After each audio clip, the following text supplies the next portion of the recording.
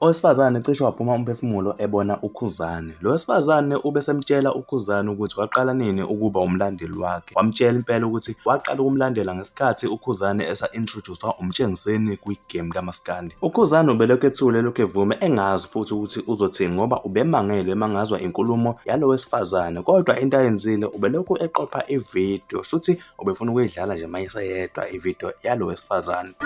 Ngiyakthanda ngoba kuyiJesu. Ngoba ngibe ngisanda. Awebebe nongasani waba